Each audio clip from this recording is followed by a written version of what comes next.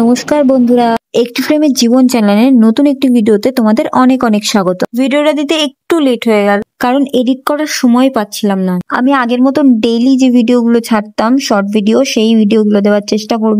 তো এই ভিডিওটা শুট করা জুন মাসের 20 তারিখে, মানে আমার ডেলিভারি ডেটের। তো ডক্টর আগের দিন আমাকে অনেক কিছুই বলে দিয়েছিল, যেমন আগের দিন কোনো রিচ খাবার খাওয়া যাবে না, যেমন মাছ, মাংস, ডিম। খুব পাতলা ঝোল বা পাতলা ডাল খেতে হবে, ডাল দিয়ে ভাত খেতে হবে। আর সকালবেলা থাইরয়েডের ওষুধটা মনে করে খেতে হবে, সাথে একটু চা আর বিস্কুট। তো আমি সেদিনকে খুব সকাল সকাল উঠে গেছিলাম, খুবই টেনশন হচ্ছিল, সারা রাত একটু ঘুম হয়নি। প্রায় 5:30 6টার মধ্যে আমি উঠে পড়েছিলাম, কারণ আমাকে 8:30টার মধ্যে নার্সিংহোমে পৌঁছে যেতে বলা হয়েছিল। তো আমি 7:30টার মধ্যে স্নান টান সেরে রেডি হয়ে নিয়েছিলাম। কেমন লাগছে? কেমন লাগছে? খুব ভালো। এই আমার আমাকে জিজ্ঞেস কর কেমন লাগছে। তোর কেমন লাগছে আজকে? ভয় লাগছে। তো স্নান টান কমপ্লিট করে আমি চুল টুলো বেঁধে নিয়েছিলাম ঠিক এইভাবে। আর নার্সিং হোমে যাওয়ার সময় এই কুর্তিটা পরেছিলাম। আর আমাদের বাড়ির পাশেই একদম নার্সিং হোম, তোমরা দেখতেই পাবে, তোমাদেরকে সবকিছু দেখাবো। ঠিক 8টার মধ্যে আমরা রেডি হয়ে নিয়েছিলাম, তারপর নিচে গিয়ে খাবার দাবারও খেয়ে নিয়েছিলাম। স্নান টান করার পর সবার আগে আমি যে কাজটা করেছিলাম সেটা ঠাকুর প্রণাম। আর তোমরা তো অনেকবার দেখেছো আমার ভিডিওতে আমাদের ঠাকুর ঘরটা ওপরেই, তাই একেবারে ঠাকুর প্রণামটা সেরে আমি একেবারে জন্য নিচে চলে গেছিলাম। সেদিনকে আমার একটু একটু ভয়ও লাগছিল, কিন্তু সব থেকে বেশি যেটা ছিল সেটা এক্সাইটমেন্ট। ঠাকুরকে আমি একটাই জিনিস জানিয়েছিলাম, যেন যাই হয়ে যাক না কেন আমার সাথে ভয়টা যেন না পেয়ে। তো সত্যি কথা বলতে আমার সাথে সেটাই হয়েছিল যেটা আমি চেয়েছিলাম। আমি অনেক বড় বড় ক্রিয়েটারের ওটি এক্সপিরিয়েন্স এর ভিডিও দেখেছি, তারা অনেক রকম খারাপ এক্সপিরিয়েন্স এর কথাও জানিয়েছে, কিন্তু সত্যি কথা বলতে আমার কোনো খারাপ এক্সপিরিয়েন্সই ছিল না। তো চলো ভিডিওটা পুরো দেখলে তোমরা সবটাই জানতে পারবে, সবটাই আমি শেয়ার করবো এই ভিডিও। তো ঠাকুর প্রণাম সেরে আমি সোজা নিচে চলে এসেছিলাম। নিচে এসে মামনিকে বলেছিলাম 1 কাপ চা বসাতে। আর এদিকে সকাল সকাল আমার মা বাবা সবাই চলে এসেছিল, আর মা একটু মন্দির থেকে পুজো দিয়ে নিয়ে এসেছিল, সেই ফুলটাই আমার মাথায় ছুঁয়ে দিল।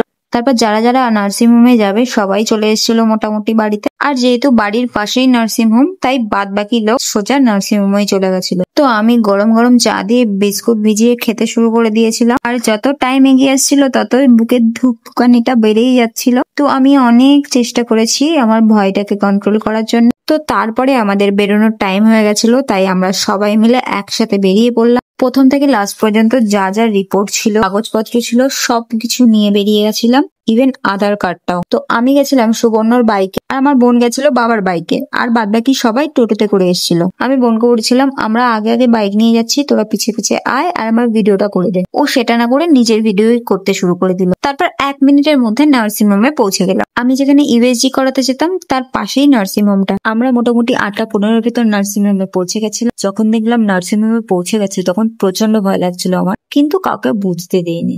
যাই হোক, এই নার্সিং হোমে আমি ভর্তি ছিলাম। আমার বোন আমাকে বারবার জিজ্ঞেস করছিল যে কি হচ্ছে বল। আমি বললাম ভয়ও লাগছে আবার মজাও হচ্ছে। যাই হোক, গুটি গুটি পায়ে ভেতরের দিকে গেলাম, আর এদিকে সুবর্ণ ফর্ম ফিল আপ করছিল আর আমার নাম রেজিস্টার করছিল। আমার প্রচন্ড ভয় লেগেছিল যেদিনকে ডক্টর আমাকে ডেলিভারি ডেট জানিয়েছিল। মনে হয়েছিল এই বুঝি গেল, এতদিন তো বেশ ভালোই কাটালাম, এবার তো জবাই হতে হবে। কিন্তু এটা না হলে বুঝতে পারতাম না এর থেকে আনন্দের জিনিস কোনো কিছুই হয় না। মা হবার মধ্যে এত সুন্দর একটা অনুভূতি আছে না, মা না হলে বোঝা যায় না। তো তারপর সবকিছু ফর্মালিটি কমপ্লিট করার পর আমরা চলে গেলাম আমাদের রুমে। আমাদের 3rd ফ্লোর ছিল, তাই লিফটের সাহায্য নিয়ে 3rd ফ্লোরে চলে গেলাম। আমার ডেলিভারি হচ্ছিল, আর সব থেকে ভয় ছিল আমার বর। মনে হচ্ছিল ওরই পেট কাটা হবে। তো এখানে একটা হাস্যকর ব্যাপার হয়ে গেছিল। আমার রুম নাম্বার ছিল 302, আমি 301-এর ভিতর ঢুকে পড়েছিলাম। তারপরে হুট করে অন্য একটা পেশেন্ট এসে বলে যে আমার এই রুম। তারপরে কি যে এম্বারেসিং হয়ে গেছিলাম আমি বলার মতন। তারপর সোজা চলে গেছিলাম আমার পাশের রুমটা। অ্যাকচুয়ালি ওই ভুলটা আমার ছিল না, আমাকে যে আয়া মাসি নিয়ে আসছিল তার ভুল হয়েছিল। যাই হোক, আমি যেখানে ছিলাম সেখানে ঢুকে দেখি অলরেডি আরো 2জনের চ্যানেল হচ্ছে, আর একজনের অলরেডি ডেলিভারি হয়ে গেছে। তো আমাকে ঢুকিয়ে দিয়ে বাড়ির সবাইকে বার করে দেওয়া হলো, কারণ আমার চ্যানেল করা হবে। এই জায়গাটায় আমি প্রচন্ড পরিমাণে ভয় পেয়েছিলাম, কারণ আমার চ্যানেল করার কোনো এক্সপিরিয়েন্স নেই। চ্যানেল করলে হাতে বা গায়ে কেমন লাগে সেই এক্সপিরিয়েন্সটা আমার নেই। ওই জন্য একটু বেশি ভয় পেয়েছিলাম, কারণ আমার হাতে যদি একটা সুচ ফোটানো হয় তাতেও আমার প্রচন্ড ব্যথা লাগে, আর এতে না জানি কতটাই না ব্যথা লাগবে এটা ভেবে। প্রথম ধাপ আমি খুব ভালোভাবেই উত্তীর্ণ হয়ে গেছিলাম। চ্যানেল করতে আমার একটুও লাগে। চ্যানেল করা হয়ে যাবার পর আমার বাড়ির লোককে আবার ভেতরে আসার জন্য অ্যালাউ করে। তারপর আমার চুল টুল বেঁধে দেওয়া হচ্ছে। পাগল যে ভয় করবে না।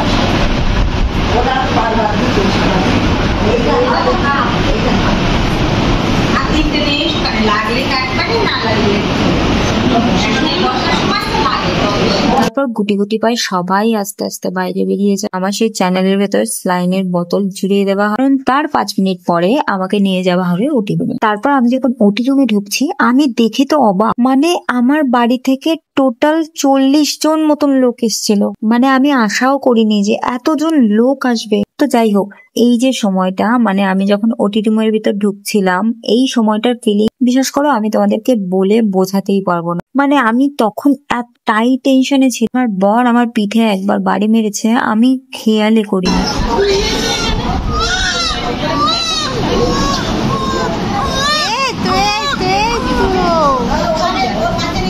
না নিয়ে যাচ্ছি না।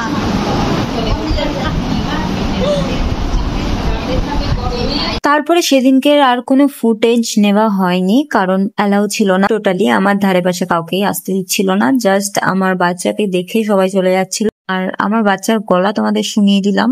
আর অন্য কোনো একটা ভিডিওতে ওর ফেস রিভিল করব। আমার ওটির ভিতর কি কি হয়েছিল আমার সাথে সেটা জানতে নেক্সট ভিডিওতে অবশ্যই চোখ রাখতে, কারণ একটা ভিডিওর মধ্যে ওটি এক্সপিরিয়েন্স শেয়ার করা একদমই অসম্ভব। ভিডিওটা এমনি অনেক লং হয়ে গেছে, তারপরে আরো বেশি লং হয়ে যাবে। ও, তোমাদেরকে তো বলাই হয়নি এই ভিডিওগুলো কেন দেখাচ্ছে। এই যে জায়গাটাকে দেখছো, এই জায়গাটা হচ্ছে নার্সিং হোমের ব্যাক সাইড। আমার বোন ভিডিও করে রেখেছিল, তাই ভাবলাম তোমাদের সাথে একটু শেয়ার করি। এই যে নদীটা তোমরা দেখতে পাচ্ছ, এই নদীটার নাম হচ্ছে ইছামতি নদী। আশা করি অনেকেই নাম শুনেছ। যাই হোক, তারপর 4 দিনের মাথায় আমার বাড়ি ফেরার পালা। এর মাঝখানের দিনগুলোর কোনো ভিডিও আমার কাছে নেই, কারণ যে সময় ভিডিও করার কথা ছিল সেই সময় ফোন আমার হাতে ছিল না, ওই জন্য আর ভিডিও করি। লাস্ট দিন যেদিনকে আমি বাড়ি ফিরবো সেদিনকে ভিডিও ক্লিপই আমি তোমাদের সাথে শেয়ার করছি। ও, আর একটা জিনিস তো তোমাদেরকে বলাই হয়নি। যখন ওটি রুমে নিয়ে গেল, সবার ফার্স্টে একটা জিনিস আমার মাথায় খুব ঘুরছিল যে ক্যাথেটারটা, আর ক্যাথেটার লাগাতে কোন রকম লাগে কিনা, এই জিনিসটা খুব প্রচন্ড পরিমাণে আমার মাথায় ঘুরছিল। তোমার আমাকে কেমন লাগলো? ভালো লাগে। ভালো? আর ভালো মেয়ে? হ্যাঁ, আমার ছেলেকে রাখো। তো নার্সিংহোমের মাসিরা আমাকে খুব ভালো রিভিউ দিয়ে দিল। আমারও ওনাদেরকে খুবই ভালো লেগেছিল। আমার তো আসতে ইচ্ছা করছিল না, আমি এতটাই আদর যত্ন করেছিলাম।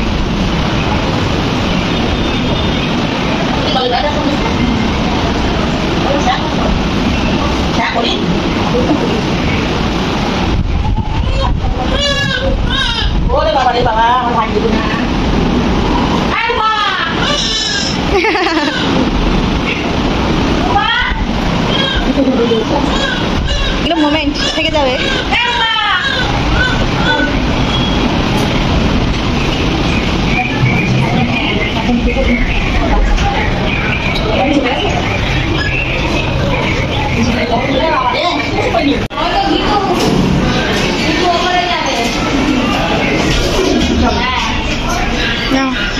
করে চলো চলো চলো, আমি যাচ্ছি।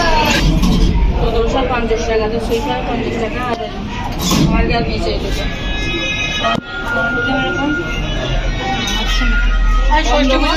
আমি তোমাদেরকে প্রথমেই বলেছিলাম আমার শ্বশুর বাড়ি একদম পাশেই নার্সিং হোমটা, জাস্ট 1 মিনিট লাগে। ওই জন্য নার্সিং হোমে যে ড্রেসে ছিলাম সেইভাবেই বাড়ি চলে গেছিলাম। কিন্তু তবুও আমার বর আমার জন্য 4 হুইলার ভাড়া করেছিল, যেহেতু সদ্য অপারেশন হয়েছে সেই জন্য ঝাঁকুনি লাগানো যাবে না।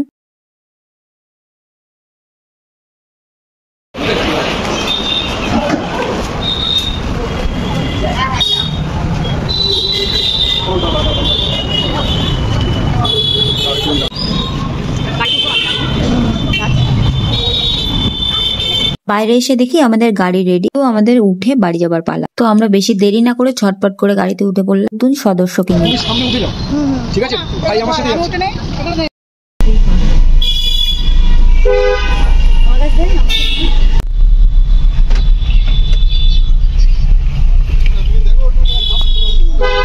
মার বলো আমরা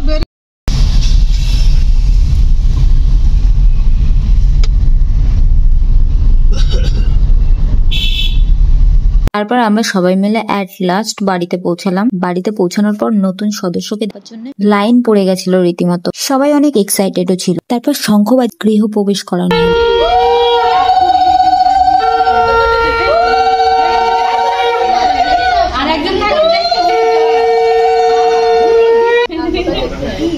আমি রেখেছি আমার মতো দেখতে